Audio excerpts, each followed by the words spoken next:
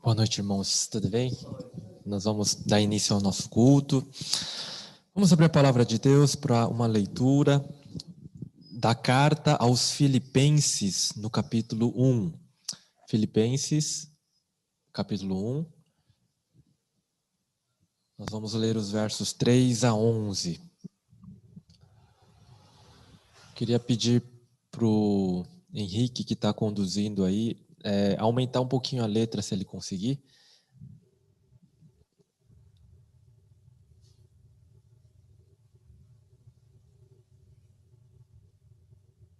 Isso, tá bom.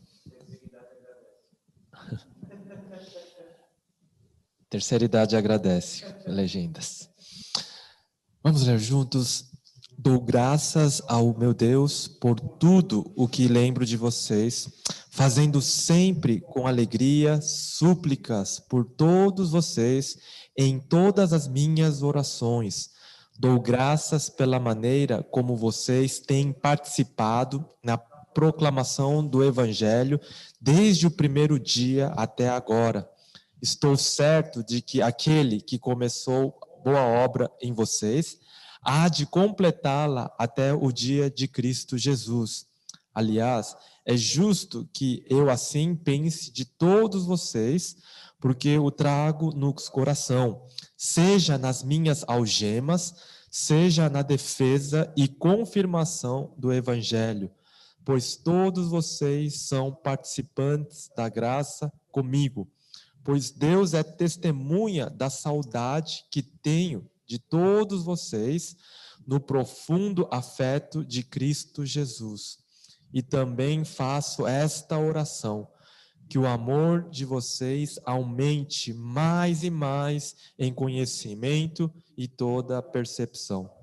Agora que vocês aprovem as coisas excelentes e sejam sinceros e inculpáveis para o dia de Cristo, cheios do fruto de justiça que vem por meio de Jesus Cristo, para a glória e louvor de Deus. Amém.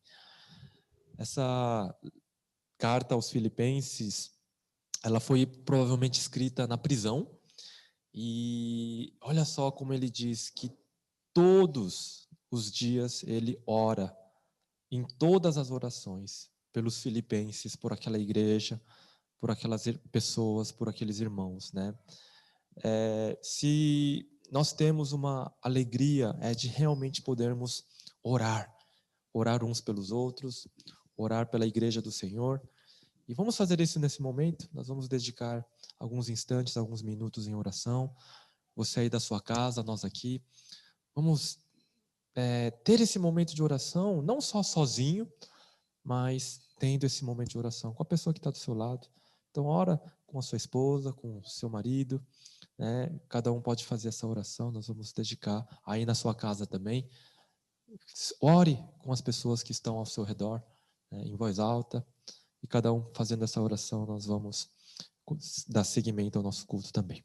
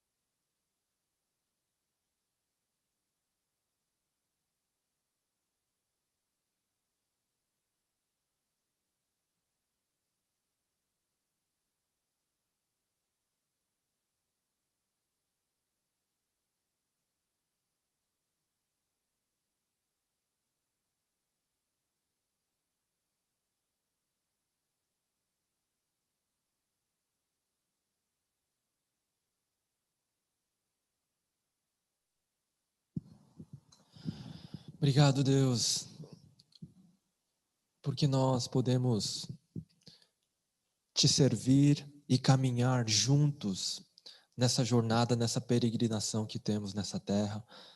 Ó Deus, obrigado porque o Senhor coloca pessoas nas nossas vidas que vão segurar muitas vezes o fardo, carregá-las quando ele está pesado demais para nós o fazermos sozinhos. Nós te exaltamos, Senhor, porque o Senhor tem nos conduzido nessa direção sempre.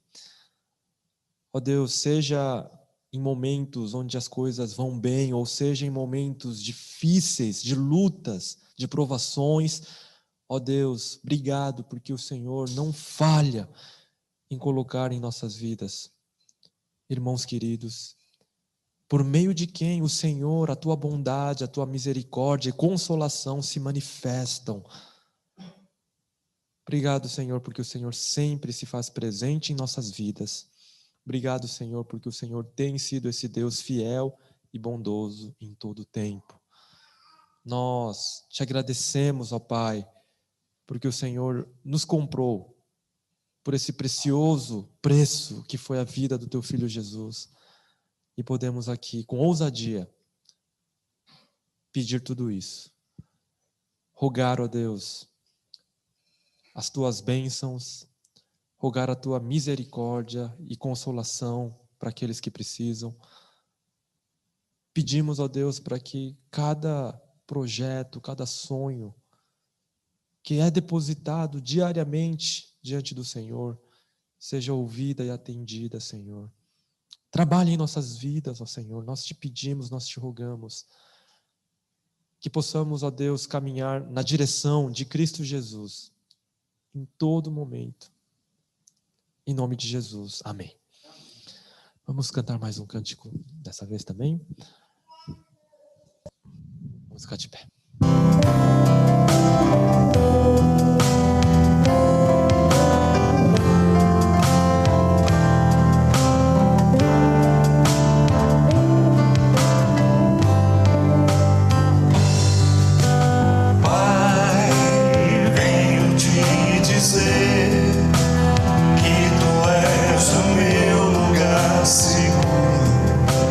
Motivo da minha canção.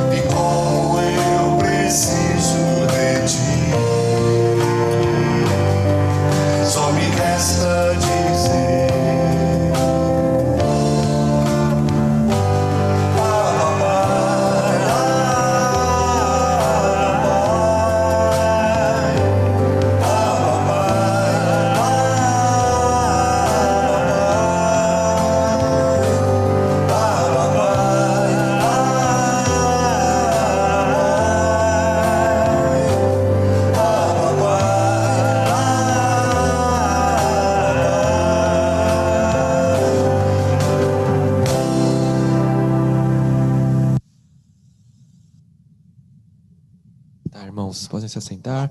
Nós vamos abrir a palavra de Deus no livro de Atos, no capítulo de número 16. Atos 16 é o texto da mensagem para nós nessa noite. Nós vamos ler o texto dos versos 16 a 26. 16 a 26.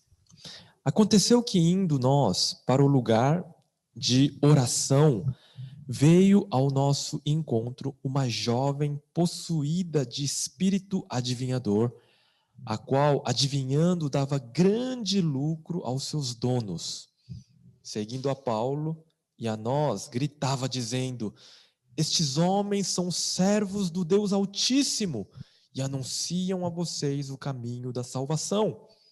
E isto se repetiu por muitos dias. Então Paulo, já indignado, voltando-se, disse ao Espírito: em nome de Jesus Cristo, eu ordeno que você saia dela. E na mesma hora o Espírito saiu.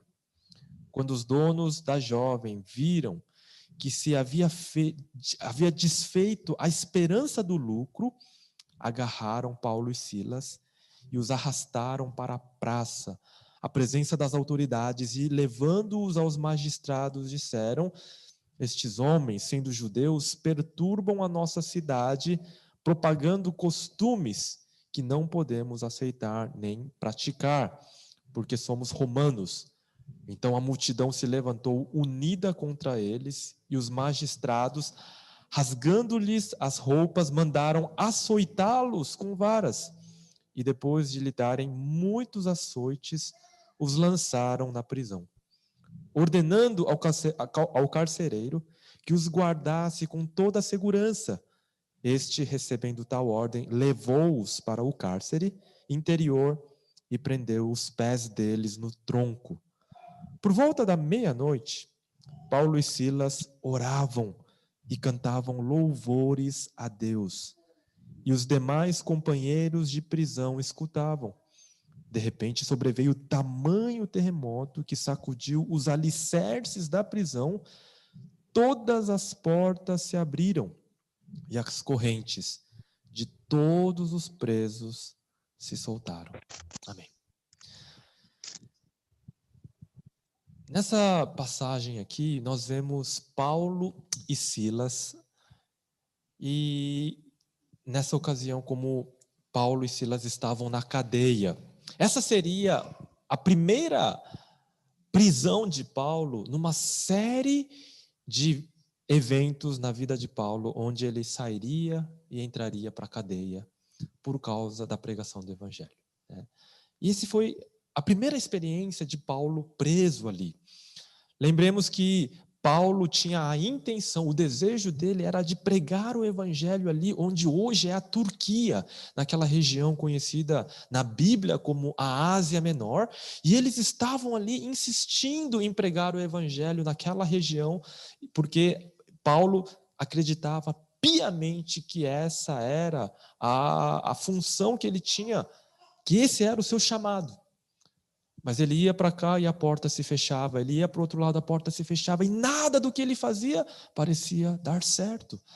Até que ele chega à conclusão, aqui no versículo 6 ele diz: tendo sido impedidos pelo Espírito Santo de pregar a palavra na província da Ásia. Então olha só, como Paulo ele tinha essa sensibilidade espiritual, esse discernimento espiritual para entender que o Espírito Santo estava falando: não é para você ficar aqui, não é para você tomar essa decisão, não é para ir por esse caminho. Uau, se fosse tão fácil para a gente também, não é mesmo? Parece que Paulo tem uma conexão direta com Deus, ele parece que tem no celular uma linha direta, quando ele só liga: Deus, eu posso fazer isso ou aquilo? Não, não vai por aí não, vai por aqui. Mas também não foi tão fácil assim para Paulo, por quê? Antes dele chegar a essa conclusão de que ele não deveria ficar naquela região, ele bateu muita cabeça. Ele diz aqui que as portas foram se fechando, era impossível para ele permanecer ali. E então ele entendeu, ele teve esse discernimento: não é para nós ficarmos aqui. E ele vai navegando cruzar nesse fato histórico no capítulo 16, cruzar o oceano, onde hoje é aquela parte onde aqueles refugiados da Síria, naqueles botes infláveis, muito, muito frágeis, colocam aquelas boias de natação nas crianças e tentam cruzar aquele mar revolto até a Grécia, para chegarem na Europa. Foi esse mesmo percurso que Paulo fez.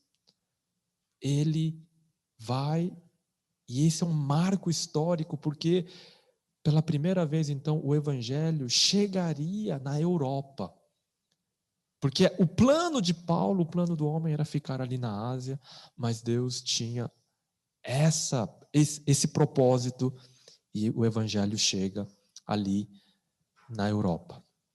Primeiro ato que acontece ali é a conversão de Lídia, uma mulher que mexia, né, a gente pode dizer hoje que seria semelhante a alguém que está na alta moda, né?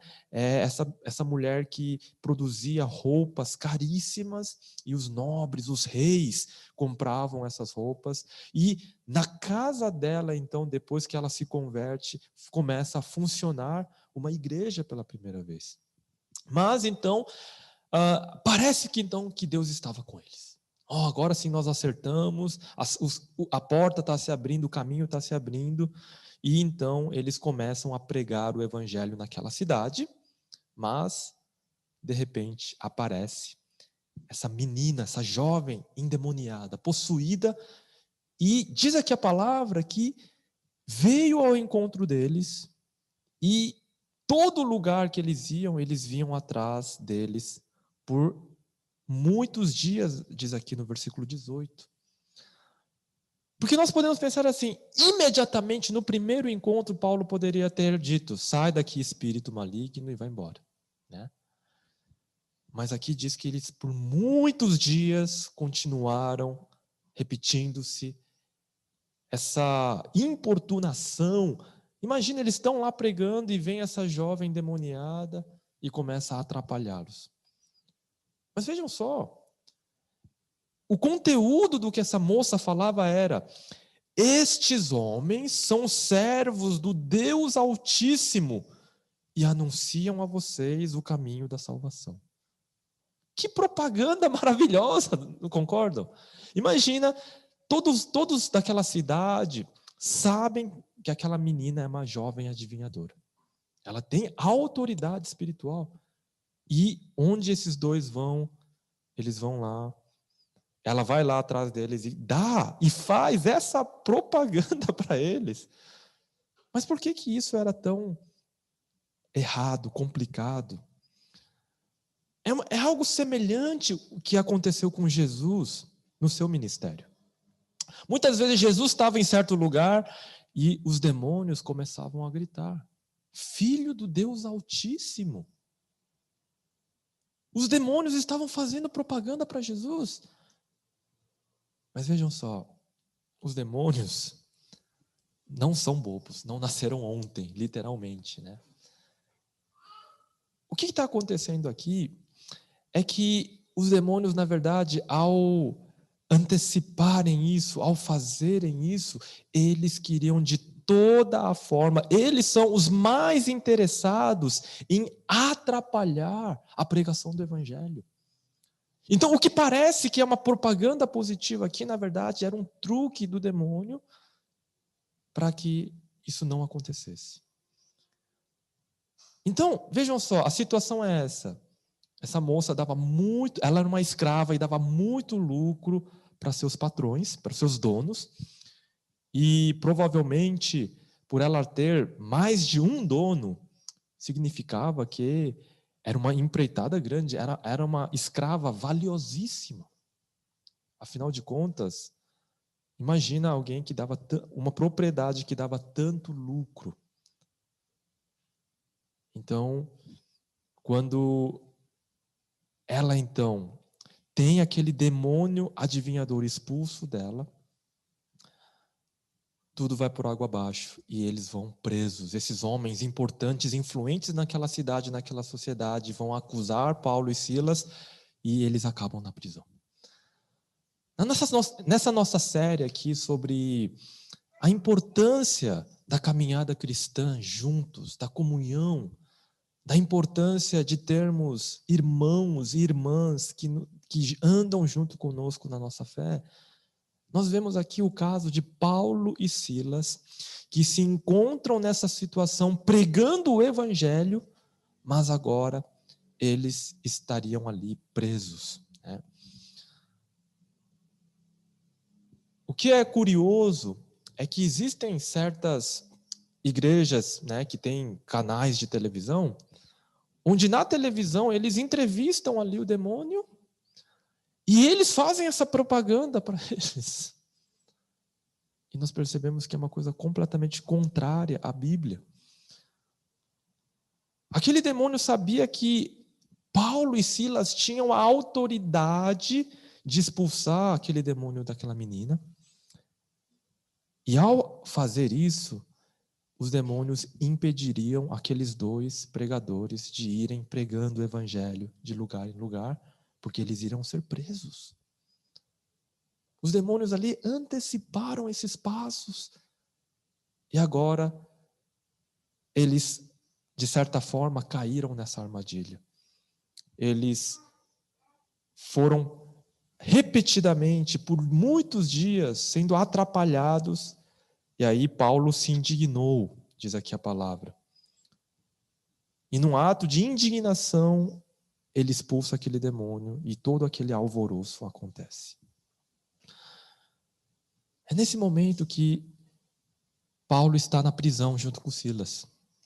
Como eu disse, essa foi a primeira prisão que Paulo experimentaria. E seria a primeira de muitas experiências de aprisionamento no seu ministério, na sua vida. E de fato ele vai morrer na prisão, Paulo, depois de anos trabalhando. Calcula-se que Paulo trabalhou cerca de 30 anos no ministério. E durante esse tempo de 30 anos, alguns desses anos foram passados na prisão. Nessa primeira passagem pela prisão foi muito curta, durou apenas um dia. Mas não foi nada fácil, porque eles foram açoitados. Aqui açoitar é levar chicotadas, é levar varadas, até que a carne ali fica exposta com sangue. Tamanha era esse castigo físico que era exercido sobre as pessoas. E depois de apanharem tanto com varas, eles estavam totalmente cansados, foram ali torturados de uma certa maneira e agora estavam na prisão com os seus pés amarrados a um tronco. Eles não podiam nem sequer estar ali de alguma forma confortáveis, não tinham um colchão limpo, com certeza, eles estavam ali num lugar totalmente insalubre. Nesse momento de desânimo, nesse momento de perguntar-se, Deus, o Senhor não queria que a gente estivesse aqui na Europa? A gente tentou lá com o nosso esforço, na Ásia, pregar o Evangelho, mas o Senhor falou para a gente vir para cá, a gente veio para cá e a gente pensou que ia dar tudo certo e agora a gente está na prisão. Provavelmente se Paulo estivesse sozinho, talvez ele se desanimasse, não sabemos. Mas o fato aqui é que pela providência e a misericórdia de Deus, Deus nos seus planos eternos, antes da fundação do mundo, aprove que Paulo estivesse na prisão junto com Silas. E os dois estavam ali, naquela prisão. Tem um missionário que é da nossa denominação, né, e ele passou 2 anos quase preso lá em Senegal, porque o ministério dele consistia em tirar crianças da rua e levá-las para um abrigo que ele tinha, né? O nome dele é José Dilson. E esse missionário, muito experiente, há anos estava ali trabalhando, ele fazia esse trabalho. Mas o detalhe é que essas crianças eram crianças que eram criadas em centros islâmicos. Então, as pessoas vão para os vilarejos muito pobres no interior e prometem para os pais, olha, se você tem aqui 5, 6, 7 filhos, me dá esse daqui que eu vou levar ele para a cidade e vou garantir a ele a melhor educação islâmica, dar comida para ele, e você não vai se preocupar, porque nós vamos cuidar dele. E assim, milhares, centenas de milhares de crianças em países muito pobres, de maioria muçulmana, são levadas, com o consentimento dos pais, levadas para esses centros islâmicos que não passam de uma casa velha, com um monte de criança amontoada, cuja finalidade e função é sair na rua para pedir esmola, e aquelas esmolas ficam com aquelas pessoas, e todas elas têm uma cota. Se elas não cumprem essa cota, elas são queimadas com tocos de cigarro, elas são torturadas e é feita essa lavagem cerebral nessas crianças para que assumam o islamismo e vivam dessa maneira. Eram essas crianças que esse missionário corajoso resolveu resgatá-las da rua e colocar num abrigo de verdade. Claro que isso não ia acabar bem, não é mesmo? Isso gerou e chamou a atenção das autoridades islâmicas que o prendeu. E ele permaneceu na prisão. Naquela prisão, ele teve a oportunidade de evangelizar. Ele conta que as prisões na África são terríveis. Não tem espaço. Se no Brasil a coisa é ruim, lá é horrível. Não tem espaço para você deitar. O chão não tem espaço para deitar assim. Você tem que deitar de lado para poder caber toda a gente, para poder dormir. Essa era a condição. E na prisão não tem comida. Eles não dão comida na prisão. Os familiares têm que levar comida para os prisioneiros. E havia muitos naquela mesma cela do missionário que não tinha familiares, os familiares já tinham abandonado e não tinham o que comer, eles morreriam de fome. Então o Zé Dilson, toda vez que a esposa trazia comida, falava, olha, vocês querem comer? Quem quer comer aqui? Né? E chamavam ele para um canto, mas antes de comer a gente vai fazer uma oração, a gente vai ouvir uma história da Bíblia, vai orar, vai cantar. E assim, durante esse tempo, muitas pessoas ali se converteram ao Senhor. E depois de fazer isso, né, ele compartilhava um pouco da comida que ele tinha. Foi algo muito duro, ele relata isso num livro que ele escreve. Eu o conheço e é um homem de Deus mesmo. Coisas assim acontecem, né? Imagina se a sua esposa, Dona Marli, não estivesse ali ao lado dele o tempo todo, levando alimento para ele. Diplomatas tentaram libertá-lo. Muitos, né, tentaram fazer coisas, mas a igreja esteve ali orando por ele. Finalmente, ele foi solto, liberto. Hoje ele está aqui, né, no Brasil e continua apoiando esse ministério lá no Senegal até hoje. O caso de Paulo e Silas também foi uma prisão completamente injusta. Mas mesmo assim os dois continuavam servindo a Deus e não esmoreceram, não desanimaram. Eles, em primeiro lugar, fizeram o que ali naquela situação? Oravam. Eles oravam. Paulo e Silas juntos não ficavam murmurando, não ficavam reclamando. Eles juntos, em primeiro lugar, passaram o tempo ali orando ao Senhor.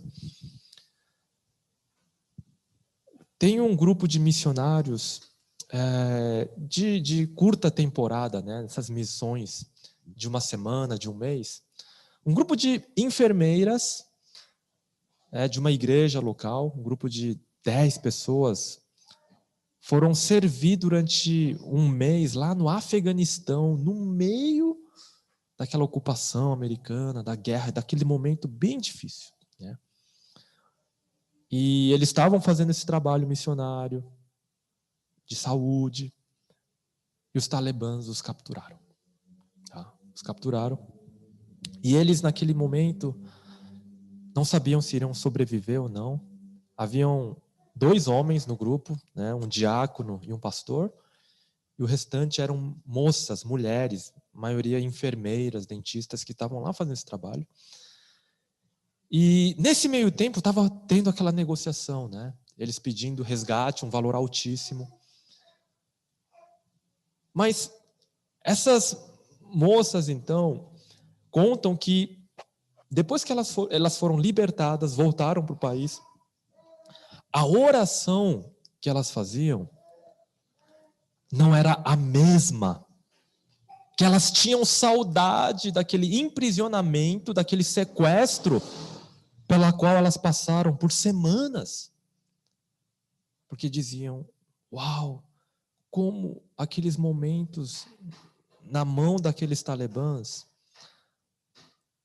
foram poderosos na oração deles. E Paulo orava junto com Silas. Ele tinha um companheiro de oração.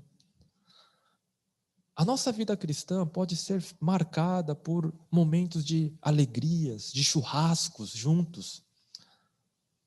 Mas para ela ser uma vida cristã genuína e verdadeira, a oração tem que estar presente em nossas vidas. Se a gente visita alguém, se a gente vai e conversa com alguém e não há ali um tempo de oração, irmãos, não valeu. Não valeu. A comunhão, sim, claro, é importante. As risadas são importantes. O compartilhar ali da vida é importante. Mas é necessário que ela seja regada por oração. Porque quando nós oramos, nós reconhecemos que a sinergia formada não é uma pessoa com outra pessoa, mas quando oramos, nós reconhecemos a sinergia é formada por 1, 2 e 3.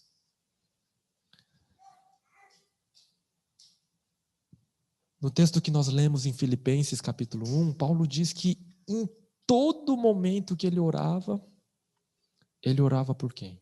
Pelos filipenses e por todos os cristãos, a quem ele havia evangelizado, por amigos queridos, por irmãs, por todas aquelas pessoas. Muito provavelmente Paulo escreve Filipenses quando ele está ali preso,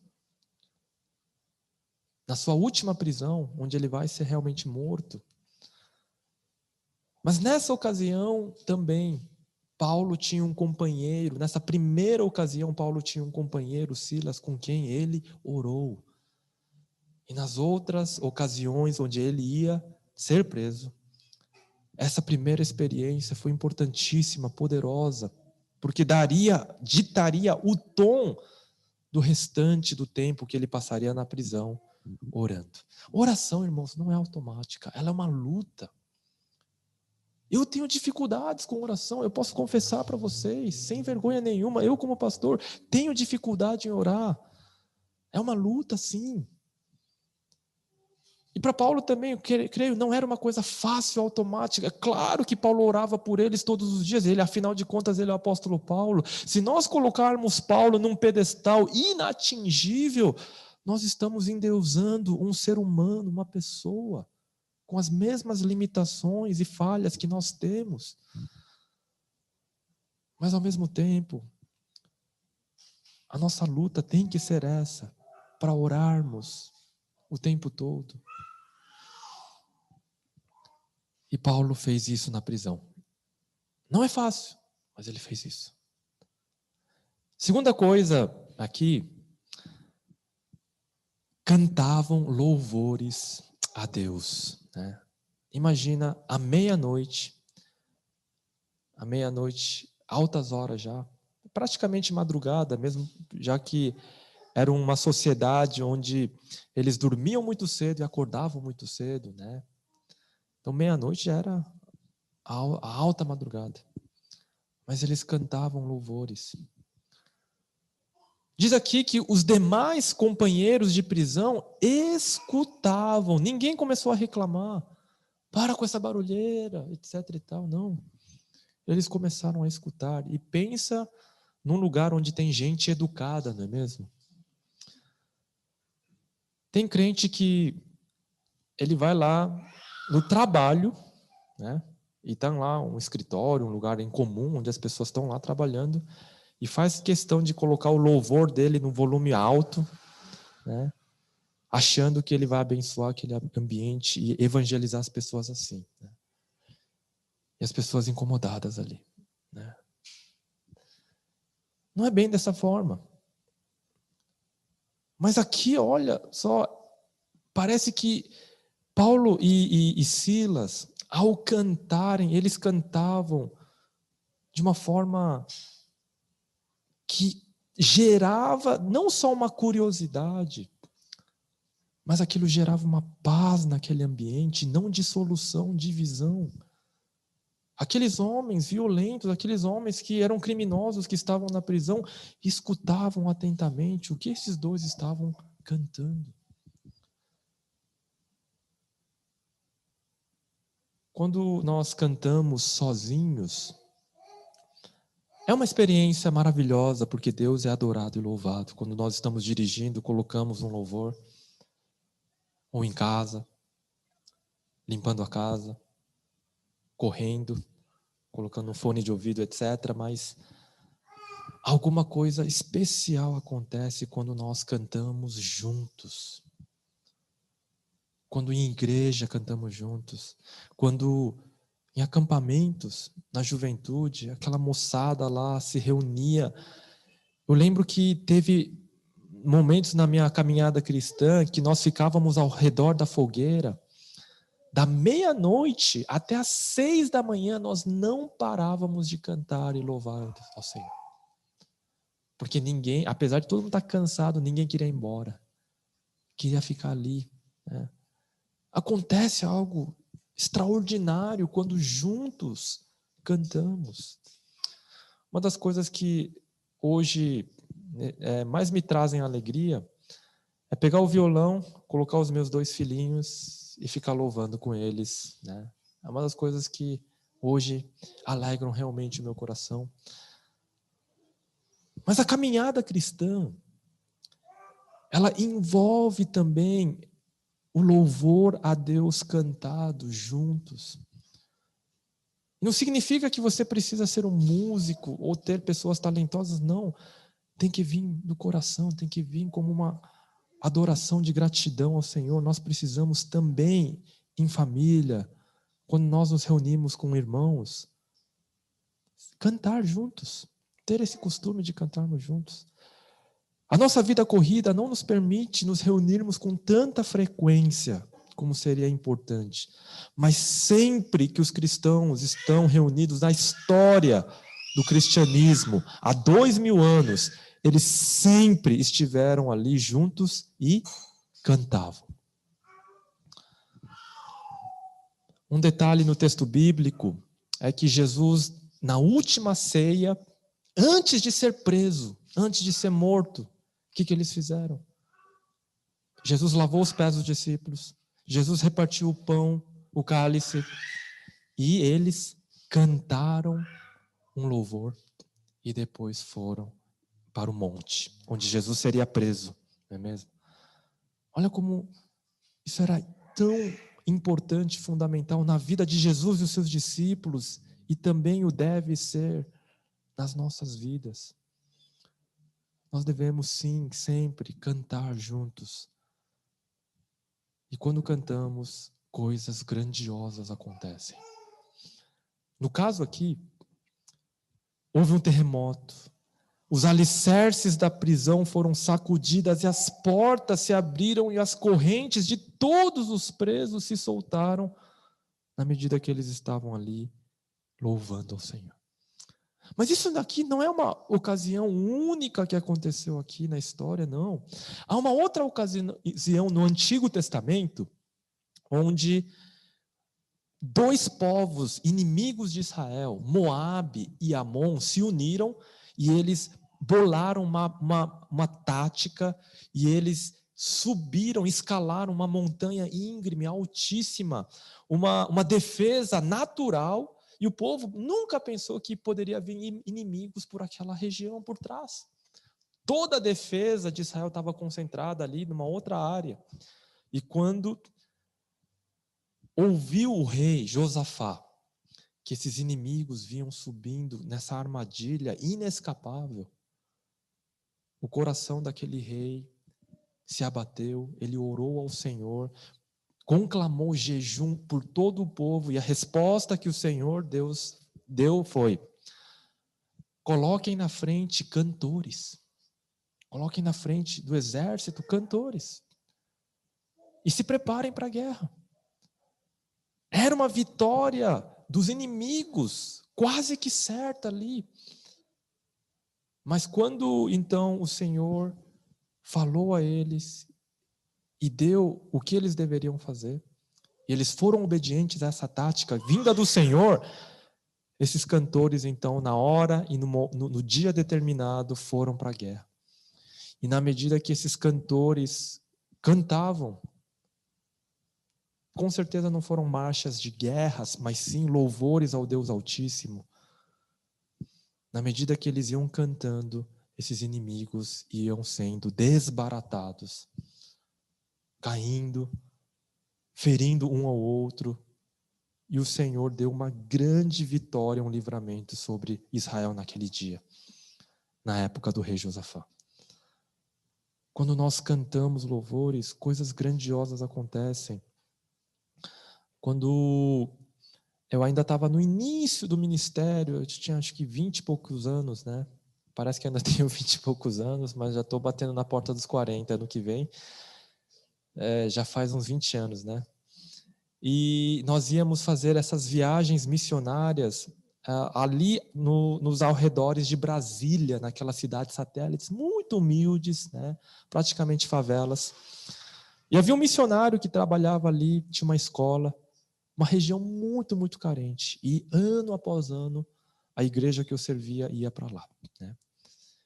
E nós reuníamos ali cerca de 500 crianças, né? Às vezes vinha mais que isso, mas praticamente todo o bairro ali, muito carente, tudo terra, né? Eles viviam em umas casas onde o chão era de terra batida mesmo. E aquelas crianças vinham com abusos, com tantas dificuldades e tudo mais. E nós ficávamos ali louvando junto com elas, louvores infantis, por mais de 1 hora. E na medida que nós louvávamos ali, né, juntos, colocávamos uma banda e aí cantávamos junto com elas, a gente via aquelas crianças sendo curadas, né? Na medida que aquelas pequenas criancinhas começavam a cantar, Deus ia curando aquelas vidas. Não sabemos que maus tratos, que coisas elas passaram, mas Deus ia trabalhando na vida delas. A gente via isso, a mudança espiritual. As crianças, os jovens ali chegavam céticas, mas saíam dali com o coração leve, alegres. Famílias inteiras se converteram naquela igreja. A igreja onde eu servia foi lá durante 10 anos. Na primeira viagem veio uma criancinha lá e ficou para a igreja, trouxe a família. Os pais já eram líderes na igreja. Ele ficou, depois desses 10 anos, já um dos líderes lá da juventude. Trouxe muitos outros e muitos conheceram ao Senhor. Quando nós louvamos, coisas grandiosas acontecem. Quando nós louvamos juntos, Deus faz grandes coisas, né?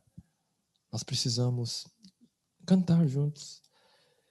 A pandemia nos tirou essa alegria, né? Durante um tempo. Mas agora nós podemos, mesmo usando máscaras, mesmo com playback, não tendo uma banda aqui, podemos mesmo assim, em espírito, louvar ao Senhor, cantar e bendizer o seu nome. Paulo e Silas juntos, aqueles irmãos em Cristo, experimentaram, no meio dessas lutas todas, oração e ao cantar louvores. Na prisão, o milagre do Senhor. O nosso Senhor Jesus Cristo também foi levado para a prisão, açoitado. Ele passou por uma tortura de todas as naturezas. Até o último instante ele louvou, orou ao Senhor Deus. Mas onde estavam os seus companheiros? Onde estavam aqueles que juravam lutar com Ele até o fim, a não abandoná-lo. Jesus, Ele morreu na solidão, sem amigos, sem discípulos, todos o haviam abandonado. Jesus morreu na solidão para que nós não morramos na solidão, para que nós não vivamos na solidão, para que na nossa vida cristã tenhamos irmãos com quem podemos partilhar as nossas cargas, as nossas lutas. E é preciso, nas nossas vidas, confiarmos em pessoas de fé que irão nos acompanhar, com quem nós podemos orar e cantar juntos esses louvores. Jesus não tinha com quem cantar mais, porque todos os seus discípulos o haviam abandonado. Você se isolar na vida cristã é decretar a sua morte espiritual. Lembre-se disso. Tudo aqui precisa ser feito com irmãos, como igreja. E é isso que a palavra de Deus nos chama aqui a vivermos, a fazermos. Mesmo que estejamos na prisão, né, como Paulo esteve e como tantos outros irmãos estiveram. A presença de alguém ali juntos foi tão fundamental e importante. E na nossa vida também. Nós precisamos, sim, de pessoas com quem podemos partilhar, ombro a ombro, a nossa jornada, a nossa caminhada. E Jesus Cristo vai nos garantir que isso aconteça. Porque Ele há de preparar pela sua providência, pelo seu cuidado, pessoas em momentos certos que vão estar ali ao nosso lado, sempre. E essa é a nossa oração. Vamos orar ao Senhor. Pai bondoso, Pai bendito, obrigado pela amizade que o Senhor, ó Pai, coloca em nossas vidas, de pessoas queridas, ó Senhor, de irmãos amados que estão sempre dispostos a nos ajudar, a carregar a nossa carga, quando estamos fracos, desanimados. Pessoas, ó Deus, com quem podemos cantar e louvar juntos, te servir. Obrigado, Senhor, porque o Senhor tem nos conduzido aqui em tudo. Obrigado porque o Senhor nos permite nos reunirmos aqui para te louvar, para orarmos juntos, ó Senhor. Pedimos para que o Senhor conduza-nos nesse final de pandemia, para que a tua igreja possa se reunir, para que as famílias, ó Deus, possam se reunir juntas, para louvar, para estudar a tua palavra, para orar nas casas também.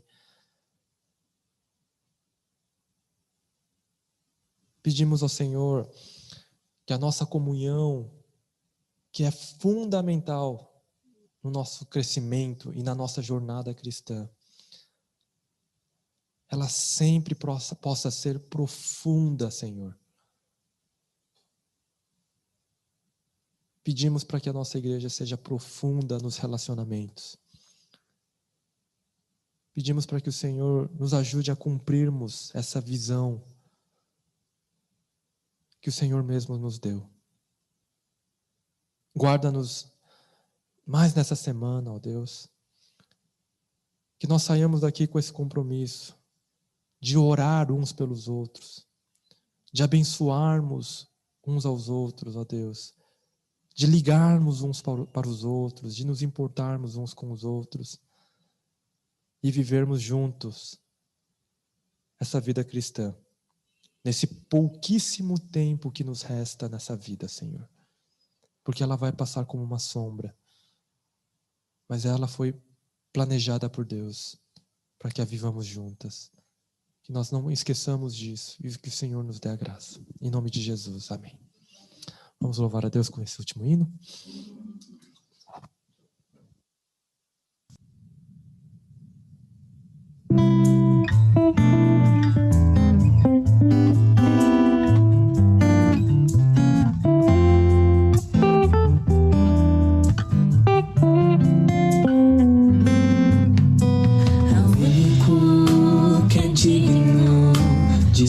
Receber a honra e a glória, a força e o poder, ao Rei eterno, imortal, invisível, mas real. A Ele ministramos o louvor. Ao único que é digno de receber a honra e a glória, a força e o poder, ao Rei eterno, imortal, invisível, mas real. A Ele ministramos o louvor.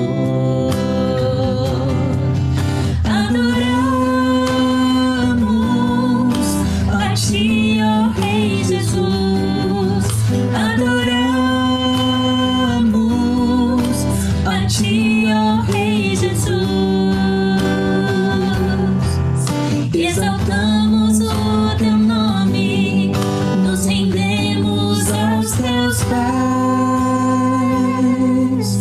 consagramos todo o nosso ser a ti, ao único que é digno de receber a honra e a glória, a força e o poder, ao Rei eterno, imortal, invisível, mas real. A Ele ministramos o louvor. Adoramos a ti, ó Rei Jesus. Adoramos a ti, ó Rei Jesus. Exaltamos o teu nome, nos rendemos aos teus pés, consagramos todo o nosso ser a ti. Adoramos a ti, ó Rei Jesus. Adoramos a ti, ó Rei Jesus. Exaltamos o teu nome, nos rendemos aos teus pés, consagramos todo o nosso ser a ti. Consagramos todo o nosso ser a ti. Consagramos todo o nosso ser a ti. Obrigado, Senhor Deus, porque o Senhor é adorado quando juntos louvamos o teu grandioso e soberano nome. Quando em família, ó Deus, invocamos o Senhor em nossas orações, nos nossos cultos domésticos. Ó Pai, nós te agradecemos porque o Senhor, ó Deus, nos planejou para essa vida em sociedade, em comunhão, como corpo de Cristo Jesus. Porque quando o dedinho sofrer, todo o corpo sofrerá. Nós vivemos, ó Senhor, como esse organismo vivo. Mas, ó Deus, muitas vezes falhamos, porque pensamos apenas em nós mesmos, na nossa própria família, esquecendo, ó Senhor, da igreja do Senhor. Ó Pai, nós rogamos para que o Senhor, ó Pai, se manifeste, encha os nossos corações da tua alegria quando nos reunimos, quando te louvamos, Senhor, juntos. Vem curar, ó Deus, as nossas vidas. Vem, ó Deus, sarar as nossas feridas. Pedimos que o Senhor, ó Deus, se faça presente em todos os momentos da nossa vida, Senhor. Obrigado, ó Deus, pelos nossos irmãos que estão presentes na nossa vida, mesmo na pandemia, mesmo com os distanciamentos, ó Deus, se fazem presentes em nossas vidas. Obrigado, Senhor, por cada um deles. Nós te agradecemos porque eles são, ó Deus, muitas vezes as tuas mãos e os teus pés nas nossas vidas. Te louvamos por isso, Senhor. Pedimos a tua direção e orientação em mais uma semana que se inicia, para a glória de Jesus. Que a graça do nosso Senhor e Salvador Jesus Cristo, o amor de Deus Pai, a comunhão e a consolação do Espírito Santo esteja com a igreja de Cristo, com o seu corpo, que vive unido, junto, orando e adorando o Senhor em todos os momentos, de agora e para todo sempre. Amém. Amém. Deus abençoe a todos. Podem se assentar. O único aviso, o único breve aviso, né, é que na semana que vem, então, nós retomaremos a escola, o culto infantil às 10 horas, das 10 às 11 horas apenas. Então, não teremos a noite apenas na parte da manhã. Então, enquanto os adultos têm o culto aqui, as crianças, então, vão ter o culto infantil, a escola dominical, ali fora na pracinha, né? Obviamente com todo o cuidado, o distanciamento. Então nós poderemos, dessa maneira, ter mais pessoas, mais famílias reunidas aqui. E a boa notícia é essa, que nessa semana nós temos essa nova fase, a fase verde, tá? Então isso não significa que liberou geral, né? A gente tem que tomar todo o cuidado. Nós devemos sim manter ainda, né, até a vacina chegar e caminhar com cuidado, né, e isso não significa ter mais fé ou menos fé, pelo contrário, é sermos sábios e sim, devemos tomar cuidado para que então possamos passar por tudo isso, né. E é isso então, irmãos, que Deus abençoe a todos, um ótimo feriado, né, que bom, amanhã não vamos trabalhar, então manerem aí na noitada, tá bom? Deus abençoe a todos. Uma excelente semana. Tchau, tchau.